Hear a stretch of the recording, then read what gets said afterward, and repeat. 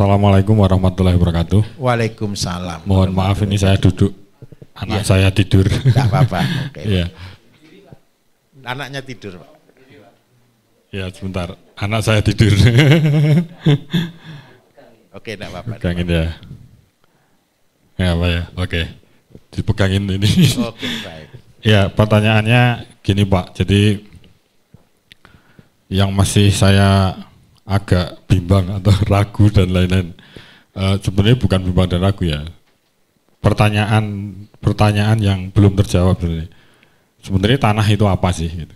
Tanah itu apa? Dan kalau misalnya tadi kan pembenah tanah dan lain-lain itu sebenarnya buat apa? Gitu. Mungkin ini pertanyaan-pertanyaan dasar yang bodoh ya, tapi saya pengen tahu jawaban dari Pak Bayu itu kayak gimana. Baik. Terus yang kedua tentang pupuk Pak. Tadi Bapak juga sudah mengatakan bahwa kok semakin dipupuk semakin tanah semakin rusak ya. Ini tentang pupuk kimia ya berarti ya Pak. Betul. Ya? Tapi di sini kita juga bikin pupuk organik cair kan ya. Nah sebenarnya pupuk organik cair ini apa gitu? Baik. Gitu. Karena kalau kita lihat lagi kok kayaknya tetap mungkin ke produksi dan lain-lainnya. Nah terus pupuk organik cair ini sebenarnya apa gitu? Baik. Karena sebenarnya di alam itu kan kalau apa sebenarnya kan nggak butuh kan pupuk ini sebenarnya gitu. Seperti yang tadi Bapak bilang bahwa di hutan nggak perlu pupuk gitu nggak. Nah dan sebenarnya konsep-konsep kayak gini bisa nggak sih sebenarnya kita terapkan mungkin di tanah kita misalnya kayak gitu. Jadi itu sih mungkin pertanyaan jadi tanah yang subur itu kayak gimana. Terus saya itu punya lahan cuma 1000 meter Pak dan sekarang itu ditumbuhi sama jati, mahoni dan lain-lain. Karena tanahnya itu tanah batu Pak, berbatu. Jadi tanahnya itu cuma sekitar sejengkal Pak, sejengkal. Habis itu udah batu putih gitu. Sempat saya olah cuman kayaknya berat gitu. Nah makanya ini pertanyaan tadi tentang tanah itu mungkin itu nanti bisa menjawab itu maksud saya gitu. Terus pupuk juga kayak gitu. Mungkin dua itu dulu Pak. Terima kasih atas jawabannya. Baik. Tahu tanah? Yang kita injek tanah, betul ya? Tanah kalau dibiarkan apa yang terjadi? Tumbuh rumput. Siapa yang suruh tumbuh rumput?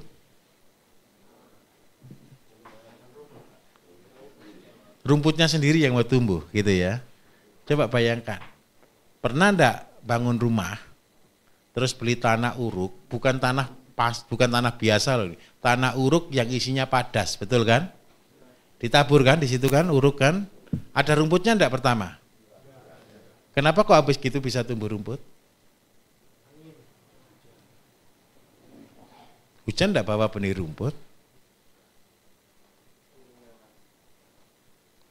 Ini hukum alam. Tanah itu adalah tanggung jawab kita. Siapa yang punya tanah harus mengolah. Kalau tanah tidak diolah, mungkin saya tidak pernah lihat bakteri berdoa, Bapak Ibu. Bakteri berdoa, akhirnya tumbuh rumput. Supaya apa? Kalau tumbuh rumput, kalau tanah kena matahari, bakteri mati. Tanah yang terbuka itu bakteri itu kesakitan di dalam. Karena itu ketika hujan datang tumbuh rumput. Rumput inilah yang akan menyuburkan tanah dengan sendirinya.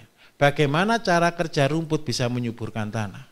Rumput ini akan mengambil dari tanah, dia akan sebagian mati dengan satu siklus alam. Akhirnya tambah lama tanah tambah subur dengan sendirinya. Itu aslinya. Kenapa di hutan tidak perlu dipupuk?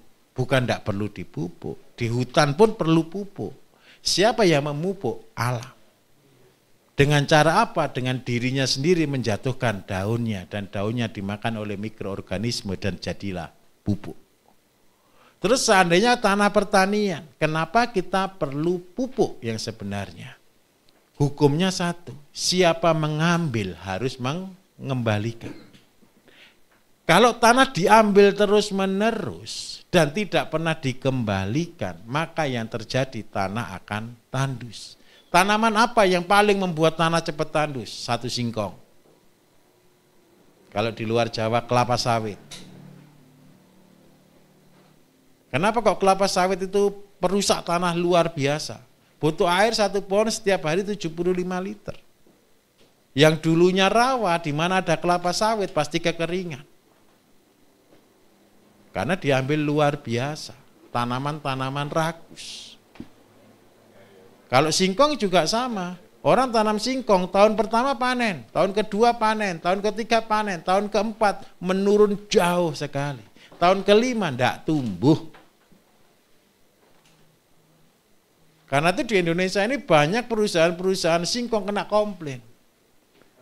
Buka tanah baru, tanam singkong, hasilnya wah, akhirnya open kontrak. Tahun kedua produksi turun 50%. Bagaimana caranya supaya tanah tetap subur? Kembalikan apa yang menjadi haknya. Karena itu kalau seandainya Pak, saya punya sawah, terus habis gitu kita tanami padi, kita ambil dari padi, kembalikan padi ke sapi, sapi ke sawah. Kalau zaman dulu bertanam itu tidak seperti zaman sekarang. Dulu waktu istirahatnya itu panjang. Hari ini baru panen itu sudah bingung tanam.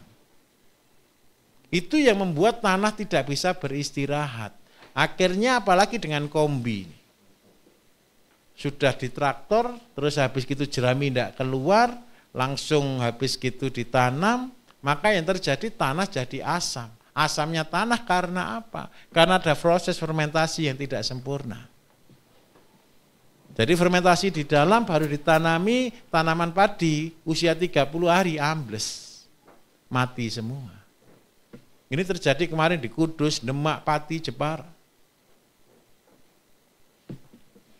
Bagaimana cara mengatasinya? Kita harus mulihkan lagi sawahnya dengan pembenah tanah. Apa sih pembenah tanah?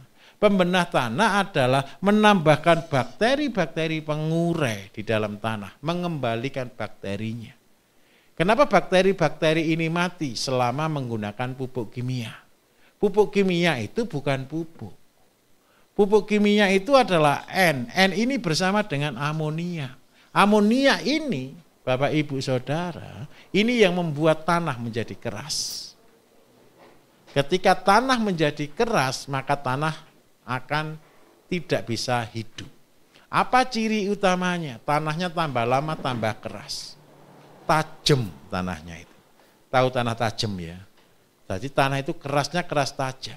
Kalau tanah itu subur, ambles. Kalau seandainya Bapak besok tahu membedakan. Yang dikasih pembenah tanah, tanah itu kalau sudah di traktor, itu licin, seperti oli. Kemudian yang kedua, tanah itu hidup, bukan mati. Banyak orang berpikir kalau cuma dicangkul saja, apakah hidup? Bisa. Kan rata-rata cuma 30 cm nih yang terkena pupuk kimia. Kalau seandainya kita membalik tanah, ini yang dilakukan orang dulu, maka terjadi adalah tanah semakin subur. Itu karena tanah baru yang keluar. Tapi tanah yang sudah terlanjur rusak harus kita apakan? Harus kita pulihkan. Mulihkannya dengan cara apa? Tambahkan pembenah tanah. Tambahkan bakteri-bakteri baru yang bisa memulihkan tanah itu kembali. Ketika tanah itu subur, Bapak Ibu nanti akan lihat ya, konsepnya tanah subur itu seperti apa. Tanaman itu kayak bahagia. Tahu ya tanaman bahagia ya. Tanaman bahagia itu kayak dia ya sempurna. Tapi ketika tanah itu kekurangan sesuatu, dia kayak ya tadilah kerdil yang terjadi. Nah, kalau Bapak hari ini punya tanah nih, cuman 1 jengkal adalah tanah, terus ini kapur Pak ya. Apa penghancur kapur? Apa penghancur kapur? Lumut. Tahu lumut? Kalau tanahnya jelas kapur, buatlah pembenah tanah yang berbahan dasar adalah dari lumut. Tahu lumut ya? Lumut itu pasti tumbuh di batu yang berkapur. Ambil pembenah tanahnya, dia akan nyangkul batu kapur menjadi tanah subur. Tapi saya katakan, batu kapur itu bukan tandus. Batu kapur itu adalah yang banyak mengandung mineral. Mineralnya namanya kapur, Ca. Kalsium. Tanaman apa yang cocok di sini? Tanami buah jati bisa yang ngandung kapur, yang butuh banyak kapur. Mangga bagus, jeruk bagus, hasilnya pasti manis.